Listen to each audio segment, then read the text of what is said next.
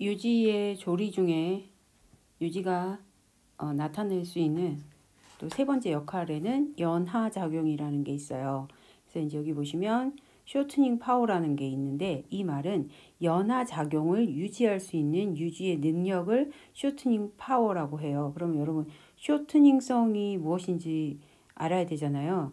쇼트닝성은 그 글루텐 표면을 둘러싸서 글루텐 형성과 또는 글루텐의 발달을 막아가지고 밀가루 제품을 부드럽게 하는 성질이 쇼트닝성이에요. 그러면 쇼트닝 파워는 뭘까요? 이런 역할을 계속적으로 유지할 수 있는 그 유지의 능력을 바로 쇼트닝 파워라고 합니다. 그럼 이제 유지는 이런 연하작용을 할 수 있는 힘을 가지고 있다는 뜻이죠. 그러면 이런 힘이 어땠을 때 크게 작용을 하는지 그 요인들을 좀 보도록 할 건데요. 일단 우리가 이제 밀가루에서 글루텐 형성을 영향을 주는 요인을 배울 때 이 부분을 역으로 배웠었어요. 그러니까 이제 반대죠. 우리는 지금 유지를 배우니까 유지는 밀가루가 가지고 있는 글루텐의 형성을 방해하는 인자예요. 반대로 이제 유지의 입장에서 보면은 그런 글루텐을 막아서 오히려 유지가 들어가는 빵이나 이런 데 있어서 부드럽게 우리가 섭취할 수 있는 부분을 만들어주는 게 이제 유지죠. 결국엔 버터를 의미하는데, 이제 쉽게 말해서. 근데 이제 결국엔 밀가루 제품에 유지가 들어가서 글루텐을 쪼개주면서 제품을 부드럽게 만들어주는 거죠. 그래서 연화작용이라고 통틀어서 말을 합니다. 그러면 이제 결국엔 그러면 이 쇼트닝 파워는 또 뭐하고 연결이 되냐면 가소성이라는 말하고 연결이 돼요. 여기 나와 있죠. 가소성. 그럼 여러분 저번에 가소성을 설명한 것 같은데, 가소성이 뭐냐? 그러면 어떤 외부의 힘에 의해서 물체가 변형이 돼요. 그러면 외부의 힘을 이제 끊어줘요. 그랬을 때 그러면 외력을 가했을 때 변형이 됐단 말이에요. 그럼 그 외력을 제거하면 원래의 상태로 돌아오려고 하는 게 물체가 가진 특성인데, 이 가소성이란 말은 외력을 제거해도 외부의 힘을 제거해도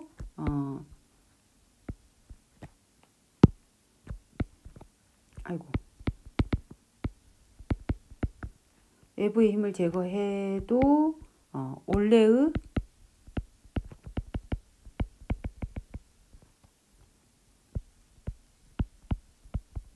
돌아오지 않고 영구 변형. 그러니까 한마디로 영구 변형의 상태로 남아 있는 성질이 가소성이에요. 그러면 여기 보시면 이 연하작용을 하는 조건에서 가소성이 큰 유지일수록 더 큰 연하작용을 가져온다라고 보시면 돼요. 그래서 그러면 어떤 유지가 가소성이 좋습니까? 그러면 상온에서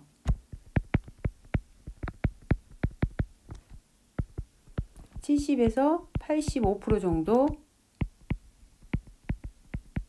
액체 유지인 것과 그 다음에 15 내지 한 30% 정도의 고체, 이 두 가지가 섞여 있는 반고체 유지일 때 가소성이 최대입니다. 아시겠죠? 그래서 상온에서 75에서 85% 액체 유지와 나머지 15에서 30%를 고체 유지로 합쳐진 이 반고체 유지가 가소성이 크다고 보시면 되고, 그 반고체 유지가 어때요? 연하작용에 큰 역할을 한다고 보시면 돼요. 두 번째는 이게인데, 두 번째는 지방산의 불포화도가 글루텐을 둘러싸는 면적에 큰 영향을 준다라 그랬어요. 그 말은 무슨 말이냐? 불포화 지방산이 많을수록 이 글루텐을 둘러싸는 표면적이 어떻게 더 넓은 면적을 둘러쌀 수 있다 그랬어요. 그러니까 이 불포화 지방산이 많이 함유된 유지는 이중 결합에 의해서 탄소 사슬이 구부러져요. 구부러지다 보니까 어때요? 더 많은 면적을 둘러싸 버려요. 그러니까 연화에 효과적이겠죠. 그죠? 그래서 가소성이 큰 지방과 그 다음에 불포화 지방산이 많이 함유된 유지들은 연화작용에 큰, 그러니까 더 큰 연화작용을 만들어낸다라고 보시면 돼요. 이제 두 번째, 그럼 불포화도가 영향을 주었다면 두 번째는 유지의 사용량. 당연히 사용량이 많을수록 연화작용은 커지겠죠. 그 다음 온도도 적당히 높으면 연화작용을 올릴 수가 있어요. 그래서 이제 우리가 보면 사용량이 많을수록 연화작용이 크다 그랬는데 그 예가 뭐냐면 그 있죠. 도넛이나 약과 같은 경우는 일반 제과에 비해서 굉장히 그 유지를 많이 넣고 만드는 반죽이에요. 그러다 보니까 글루텐 형성이 거의 안 된다고 보셔야 돼요. 연화작용이 너무 많이 잘 되니까. 그래서 튀김에 이렇게 오히려 이제 잘 못 튀기시면 풀어질 수가 있어요. 그래서 도넛이나 약과 만드는 거 사실 쉽지 않죠. 왜냐하면 기본적으로 얘네들이 유지를 많이 쓰다 보니까 반죽도 굉장히 이렇게 늘어져. 너무 부드럽죠. 늘어지다 보니까 마지막에 완성하는데 주의를 좀 하셔야 됩니다. 그래서 그거 풀어지는 걸 잡으려고 또 뭘 많이 넣어요? 설탕을 좀 많이 넣죠. 이거 되게 달잖아요. 유지의 온도는 그쵸, 온도가 적당히 높으면 연화작용 증가한다 그랬고요. 반죽 전도 너무 오래 치드시면 그죠, 밀가루는 글루텐 형성이 극대화가 됩니다. 반대로 연화작용이 감소하게 돼요. 그래서 이런 것들이 이제 그 뭐 쇼트닝이나 우리가 마가린, 버터 같은 거 넣어서 만들 때 너무 많이 치대시면 공기를 머금게 된단 말이에요. 그러면 이제 크리밍 작용이 일어나면서 결국엔 연화작용이 감소하게 됩니다. 아시겠죠? 그래서 일단 반죽은 딱 정해진 그 시간 안에 끝내셔야 돼요. 아시겠죠? 그 다음에 반죽에 첨가된 지방이 유화액을 형성하며 쇼트닝 파워 감소. 그렇죠. 유화액을 형성해버리면 유화가 돼버리기 때문에 오히려 연화를 이렇게 방해하게 됩니다. 특히 이제 뭐 예를 들어서 우리가 달걀을 쓰게 되면 달걀 안에 난황 같은 경우는 레시틴이 들어있기 때문에 계란이 많이 첨가된 그런 반죽들은 오히려 이 유화 성분 때문에 지방을 유화시켜 가지고 반죽이 묽어지고 이 쇼트닝 파워가 줄어들 수밖에 없어요. 그러면 연화 작용도 자연적으로 감소가 되겠죠. 그래서 이제 그런 부분도 감안하셔야 돼요. 그래서 오히려 이렇게 우리가 보면은 제빵이나 제과를 딱 보시면 들어가는 달걀의 양이 약간씩 다릅니다. 제과는 이 달걀을 기포성으로 반죽을 올리는 거잖아요. 근데 제빵은 어때요? 빵은 저희가 이스트를 넣어서 발효를 시키는 거잖아요. 그래서 오히려 이 발효시키면서 들어가는 빵들은 달걀의 양이 많이 들어가지 않아요. 오히려 달걀이 많이 들어감으로써 또 어때요? 이런 연화를 감소시킬 수 있기 때문에 적절한 배합비가 그래서 나와 있는 겁니다. 네 번째로 이제 여기 빠졌네요. 유지유 조리인데 유지유 조리 현상으로 또 보시는 게 이제 유화가 있어요. 유화도 뺄 수 없는 그런 조리 현상 중에 하나인데 우리가 이제 유지는 사실 물에는 녹진 않지만 혼합하면서 이렇게 저어준다든지 교반해준다든지 하다 보면 친수성기나 소수성기를 동시에 갖고 있는 유화제와 함께해서 유화액을 이룰 수가 있어요. 그래서 이제 우리가 아까 말씀드린 달걀 노른자라든지 콩 이런 데서 추출한 레시틴 같은 것들을 가지고 우리가 또 유화제로 이용을 한 식품을 만들어낼 수 있고 또 우리가 또 이런 천연은 단가가 좀 있다 보니까 또 알아서 또 합성 유화제 많이 만들어냈잖아요. 그런 것들을 활용한 식품들 적용을 해가지고 우리가 먹는 유화된 식품들을 섭취할 수가 있어요. 그래서 이제 대표적인 게 마요네즈하고 여기 프렌치 드리싱 또 이렇게 분류를 해놨는데 뭐 유화액은 다 정의는 아실 거고 첫 번째 마요네즈 볼게요. 마요네즈는 정의가 식물성 기름, 식초, 난황으로 만든 유화식품이라고 합니다. 그래서 이제 수중 유적형이죠.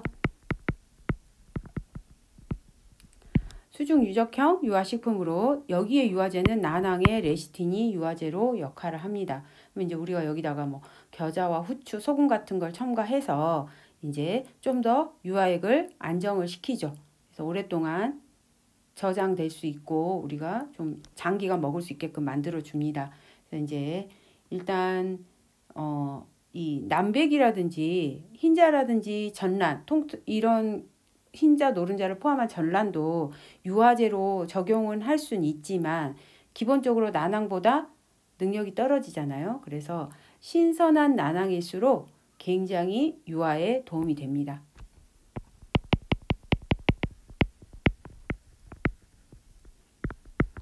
그렇죠?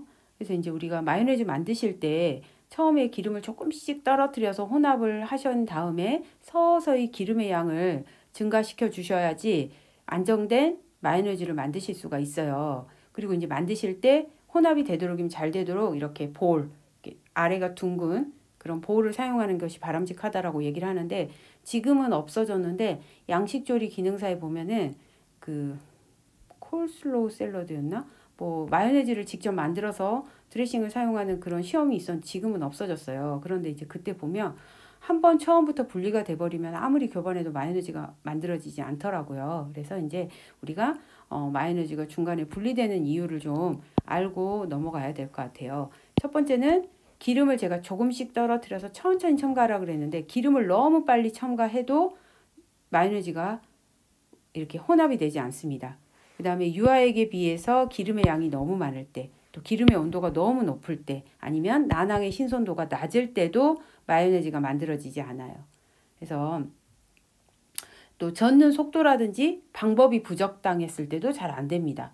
그리고 또 그 기름의 온도가 너무 높을 때도 문제지만 기름의 온도가 너무 낮을 때도 문제예요. 그래서 이제 여기 보시면 냉장, 냉동, 낮은 온도, 또 너무 높은 온도에서 저장할 때 이럴 경우에는 유화액 형성이 불안정해요. 그러다 보니까 분리가 일어날 수밖에 없어요. 그래서 이제 이거 같은 경우는 얘는 마요네즈 제조 도중에 분리가 일어나는 이유고 얘는 이제 저장 중에 우리가 마요네즈를 냉장고에 넣어놨다고만 해서 분리가 안 된다라고 보시면 안 돼요.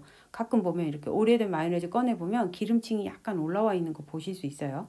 그래서 이제 이런 거 할 때도 뚜껑을 열고 보관할 때도 분리가 일어난다라는 거 아시면 되겠고요.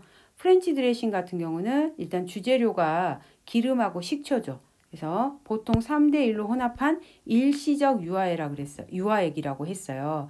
그래서 이제 얘 프렌치 드레싱 같은 경우는 유화제가 없어서 분리가 되거든요. 그러니까 반드시 사용하시기 전에 좀 이렇게 흔들어서 혼합해서 사용해야 돼요. 그래서 일시적 유화제라고 저희가 얘기를 합니다. 그래서 이제 소금하고 후추도 사용을 하거든요. 여기에. 그래서 이제 소금은 기름에 녹질 않기 때문에 식초에 먼저 소금하고 후추를 먼저 넣으셔서 소금이 다 녹으면 그때 기름하고 섞어 주셔야지 간이 골고루 벨 수가 있어요. 그리고 항상 사용하기 전에 다시 흔들어서 유화액을 유지시켜 주셔야 돼요. 아시겠죠? 분리된 마요네즈 재생 방법이 나와 있네요. 이제 그렇게 된 마요네즈 버리지 마시고 뭐 예를 들어 다시 사용하고 싶다. 지금 뭐 내가 마요네즈를 살 수 없는 상황인데 꼭 마요네즈를 써야 한다면 새로운 난황을 분리된 마요네즈에 조금씩 넣어서 교반을 해주시면 다시 재생할 수 있다라는 거. 그냥 생활의 팁입니다.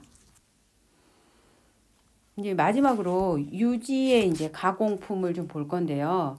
유지의 가공으로 인해서 일어날 수 있는 변화, 두 가지 변화를 보도록 할 거예요. 얘도 이제 앞에서 다 저희가 설명했던 거를 다시 한번 본다고 생각하시면 돼요. 수소화와 에스터 교환 다 이제 식품화학 할 때 얘는 이제 나오는데, 일단 유지를 가공 처리했을 때 두 가지 크게 보는데요. 첫 번째 수소화 같은 경우는 우리가 금속 촉매 하에서 촉매제로 금속을 사용했을 때 이 불포화 지방산의 이중 결합에 수소가 첨가돼서 녹는 점이 반고체 또는 고체 상태의 지방으로 변화되는 과정을 수소화라고 한다. 그러니까 여기까지만 되셔도 수소화의 정의로 보시면 돼요. 불포화 지방산에 수소를 첨가하는 과정을 바로 뭐라 한다? 수소화예요. 이거는 결과물이죠. 이 수소화의 결과물은 이거예요. 반고체 또는 고체 상태의 지방이 되는 거. 이게 결과물입니다. 그래서 수소화를 시키면 포화도가 증가되다 보니까 융점이 높아져요. 그래서 융점이 높아지다 보니까 상온에서 뭐가 된다? 바로 고체로 존재를 합니다. 그래서 이것을 이용한 제품이 바로 마가린하고 쇼트닝이죠. 그러면 이제 결국엔 마가린과 쇼트닝은 어떻게 보면 사실은 우리가 버터의 대용품이죠. 버터는 뭐예요? 우유에 지방을 응고시킨 게 버터인데 사실 버터가 단가가 훨씬 비싸잖아요. 그런데 과자나 다양한 그런 식품 가공품을 만드는 데 있어서 버터만 사용하게 되면은 고가의 제품이 되다 보니까 어떻게 보면 그 부분을 보완하려고 만들어낸 게 마가린하고 쇼트닝이라고 보시면 돼요. 그런데 얘가 이제 이렇게 사용을 하니까 가격은 낮아지고 어떻게 보면 실용화되는데 문제는 없었는데 단점이 있죠. 바로 이 제조 과정에서 이 자연 중에 액체 기름에 존재하는 시스 형태의 이 불포화 지방산이 무엇이 되냐면 트랜스 지방산이 만들어지는 거예요. 그러니까 이제 제조 과정에서 불포화도가 감소하는 현상도 있고 녹는 점이 상승하는 것도 있고 이중결합의 이치는 당연히 바뀌겠죠. 근데 이제 문제는 이 마지막 이거 트랜스 지방이 만들어지는 게 문제죠. 그럼 여러분 트랜스 지방산이 무엇이냐라고 물어보면 다 아실 거예요. 자연적으로는 얘는 거의 존재하지 않는 형태예요. 그런데 이런 수소화 과정이라든지 유지를 고온으로 처리했을 때 생성되는 게 바로 트랜스 지방입니다.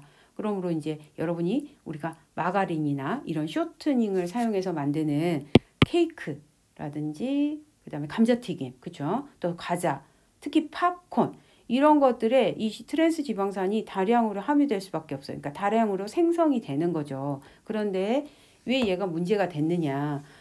그 전에 당연히 우리가 팝콘도 먹고 케이크도 당연히 먹었잖아요. 그랬는데 트랜스 지방산이 뭐 간상동맥 경화증이라든지 특히 심장병을 유발할 수 있는 많은 결과들이 이제 나오다 보니까 우리나라에서도 이 모든 가공식품에 이 트랜스 지방 함량을 의무적으로 표시하라고 이제 만들었죠. 근데 문제는 여기서 주의하실 게 있어요. 트랜스 지방이 0이라고 과자 뒷부분에 보면 다 표시가 돼 있는데 문제는 트랜스 지방이 0.5g 이하면 트랜스 지방이 없다고 표시할 수가 있어요. 그러니까 정말 우리가 트랜스 지방 0%라고 표기된 것들이 실제로 0.5g 이하일 수도 있다는 걸 간과하시면 안 되는 거예요. 그러니까 0이라고 해서 아예 없다라고 생각하시면 안심하고 먹는 게 아니라 0.5g 이하로는 포함이 될 확률이 있다라는 거를 염두에 두시고 드셔야 될 것 같아요. 그래서 사실은 트랜스 지방의 최고봉이 팝콘인 거 다 아시죠? 근데 영화 볼 때 이제 팝콘은 먹을 수밖에 없는 어떻게 보면 이제 짝꿍 같은 식품이었는데 절제해야죠, 절제. 트랜스 지방을 좀 섭취하셨다면 과일이나 이런 채소류를 많이 드셔가지고 뭐 난 안 먹고는 못 살겠다라고 하시면 또 어때요? 심장병을 예방할 수 있는 다른 식품들을 섭취해 주시면서 균형을 맞출 수밖에 없죠. 평생 살면서 트랜스 지방을 하나도 안 먹고 살 수는 없을 것 같아요. 그래서 이제 그런 부분을 수소화로 인해서 나올 수밖에 없는 것들입니다. 근데 우리가 먹는 과자나 이런 그 식품 중에 마가린 쇼트닝 들어가는 거 너무너무 많아요. 그래서 안 먹을 수 없다라는 거. 하지만 알고 드시라는 거. 두 번째는 에스터 교환 반응이라는 게 있어요. 얘는 이제 중성 지방의 지방산 이치를 재배열하는 게 바로 에스터 교환의 정의입니다. 그래서 이제 말 그대로 유지가 가지고 있는 물리화학적 특성을 사용 목적에 맞게 변화시키는 거죠. 그러니까 지방산의 이치를 재배열하는 거죠. 재배열한다는 건 제거한다는 건 아니에요. 이 재배열하면서 뭘 만드냐면 새로운 TG, 중성지방을 만들게 돼요. 그래서 이제 아세트산 같은 거를 또 첨가를 시켜서 지방산을 대체하는 아세틸하에 이용하기도 해요. 그래서 이제 뭐 이걸 그럼 하는 이유는 뭐냐? 도대체 이걸 왜 하냐? 이 반응은요. 융점을 좀 높여가지고 다양한 지방산을 함유하게 만들어요. 그러면 이 유지가 다양한 융점을 가지기 때문에 에스터 교환을 하게 되면 유지가 변화가 와요. 어떤 변화가 오냐? 퍼짐성이 좀 좋아져요.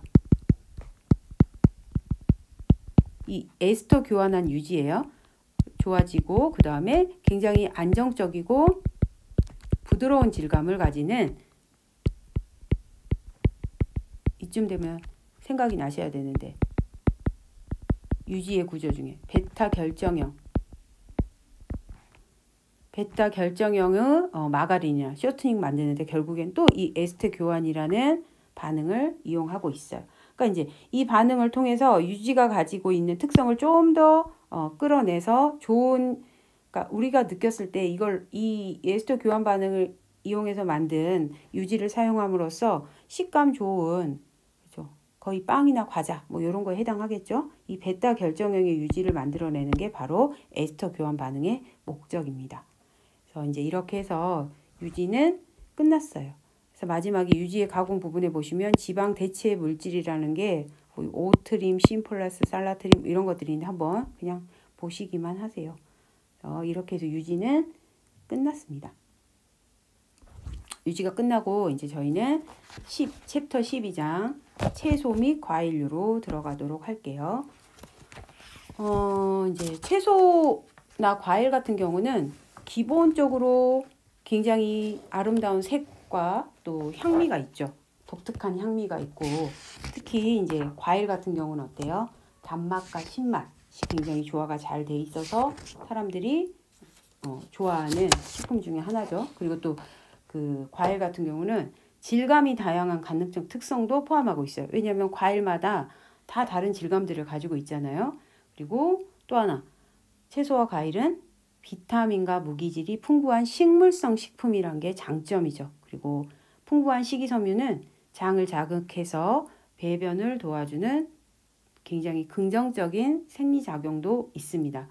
또 이 외에도 채소와 과일에서 저희가 찾을 수 있는 생리활성 물질들이 있는데 그 생리활성 물질을 피토케미칼이라고 해요. 그래서 새롭게 이제 이런 성분들이 있다는 게 연구 논문이나 이런 데서 밝혀지면서 건강을 위해서 그 다양한 색의 채소라든지 과일을 충분히 섭취할 것을 항상 권장하고 있죠. 그래서 식품이 가진 색에 들어있는 게 바로 이 피토케미칼이거든요.